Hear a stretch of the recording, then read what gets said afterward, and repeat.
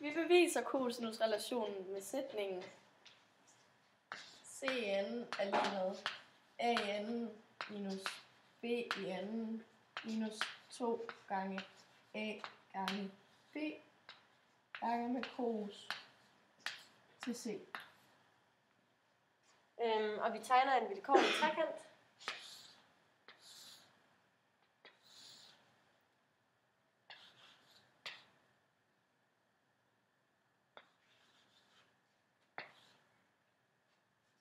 Vi beviser kosinus, hvis højden falder inden for trekanten. Sådan her. Det er altså lige med højden. Og sideren der, den her kateter, det må være lille c, og den her må derfor så være lille a, og den her må x. Og når den her side den er x, så må den her være lige med b minus x. Vi bruger Pythagoras til trekanten BCD. Vi bruger Pythagoras til trekanten BCD, og det gør vi ved at sige h i anden plus a i anden er lige med x i anden. Og så isolerer vi h ved at minus a på begge sider af lighedstegnet.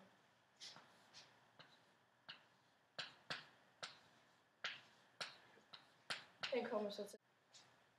Vi bruger Pythagoras til at beregne h for trekanten ABD. Derfor må det lyde sådan her: h i anden plus siden b minus x i anden må være lige med c i anden. Og når vi skal isolere h, så minuser vi med parentesen på begge sider af lighedstegnet, således at den bliver h i anden er lige med c i anden minus parentesen. Og da vi nu begge af de her de er lige med højden, så kan vi stille dem over for hinanden. Så vi kan altså sige c i anden minus parentesen i anden er lige med her a i anden minus x i anden. Og så at vi gerne vil have isoleret c, så vi får sætningen. Og det gør vi ved at plus parentesen på begge sider af lighedstegnet. Derfor kommer der til at stå c i anden er lige med a i anden minus x i anden plusset med parentesen.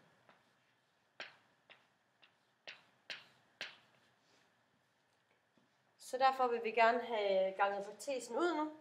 Og det gør vi ved at vi siger c i anden er lige med a i anden minus x i anden plus det første led i anden minus det andet led i anden plus det dobbelte produkt 2bx. Og da x'erne de så går ud med hinanden, får vi således c i anden er lige med a i anden plus det første led i anden plus det dobbelte produkt.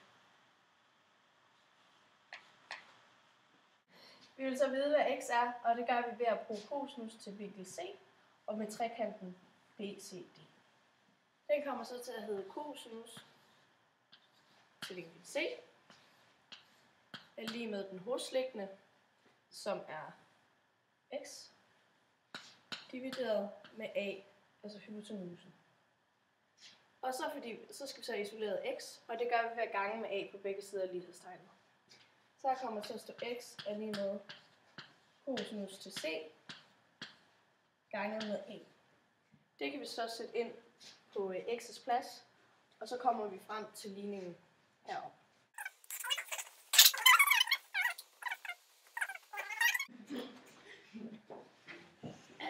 Ja, nu har vi så fået bevist kosinusrelationerne der. Jeg vil efterprøve, om de også fungerer i praksis, og prøve at udregne en side ved hjælp af kosinusrelationerne.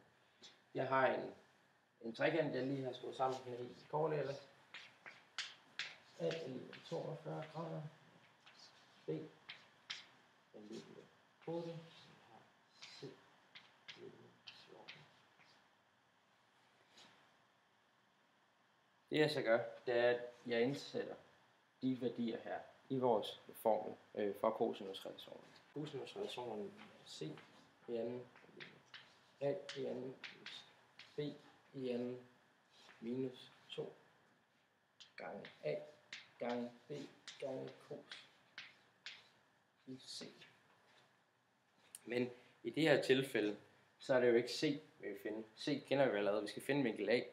Derfor så ombytter jeg lederne, sådan at A i anden er lige med B i anden plus C i anden minus 2 gange B gange C gange cos til A.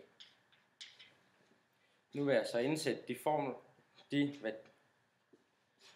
indsætte de værdier, jeg kender i formlen, så det kommer til at hedde A i anden er lige med 8 i anden plus 14 i anden minus 2 gange 8 gange 14 gange cos til 42. Således. Nu så vil jeg tage kvadratet på begge sider af lighedstegnet for at finde A. Det kommer til at hedde A er lige med kvadratet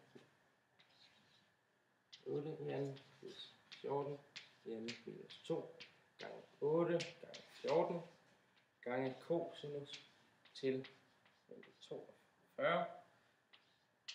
Sådan der. Og således finder jeg ud af, at A er lige med. A er lige med 9,67.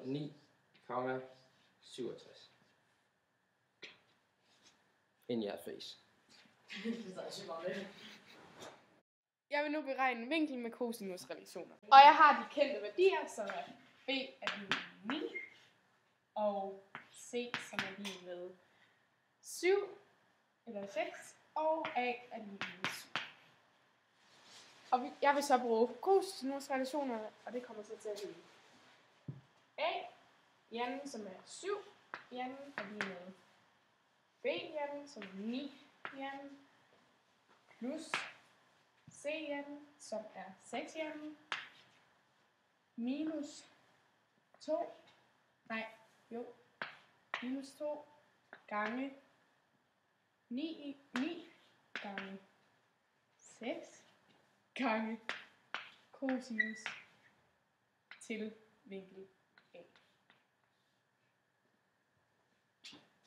Og jeg vil så nu isolere for hver side, så sætningen kommer til at hedde 7 minus 9 minus 6 er lige med minus 2 gange 9 gange 6 gange cosinus til A.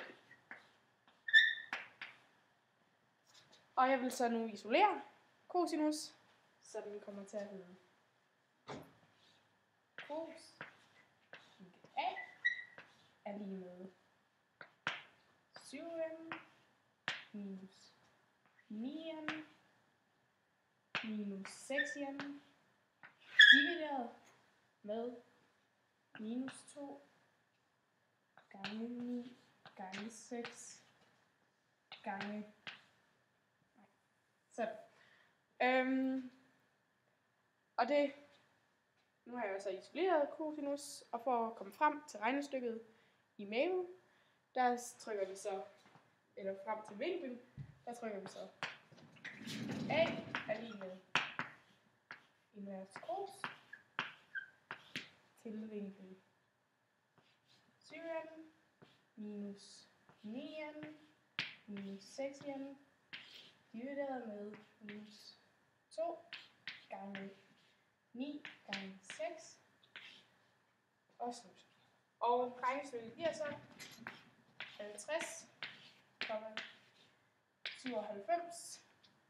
grader er vinkel A. Ja. Jeg vil gerne fortælle om enhedscirklen. Og enhedscirklen, den går i et koordinatsystem. Og så går den med radius 1 ud. Ja.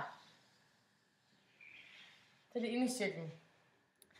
Og så kan man beregne en hældning. Hvis du har en vinkel, så kan du finde ud af, for eksempel så har vi en vinkel på 24. Lad os sætte 24 vinkel her. Den er 24 grader. Så kan vi beregne opad. Det er cosinus, der er opad. Mens sinus, det er, hvor den går henad. Så vi så sætter sinus til 24. Så det tal, der kan komme ud af, det var hvor højt den er på y-aksen. Og hvis jeg så sætter cosinus til 24, det er hvor højt den er på x-aksen. Men det er også her, at vi kan se, at der kan opstå nogle problemer, når man bruger sinusrelationerne. Fordi sinus er jo her på y-aksen, men den er også her. Så det er faktisk det samme punkt med sinus, vi har her og her. Så sinus til 24, det vil altid finde den mindste vinkel med sinus. Så for at finde den vinkel, der går her, så tager vi 180 minus 24, 156. Og så kan vi så se, at det kan give to forskellige vinkler. Så man kan sige, at cosinus, det er første koordinatet. Så et punkt, det er cosinus, sinus. Fordi cosinus definerer, hvor den er henne på x-aksen. Det er derfor første koordinatet, mens sinus definerer, hvor den er henne på y-aksen, altså anden koordinatet.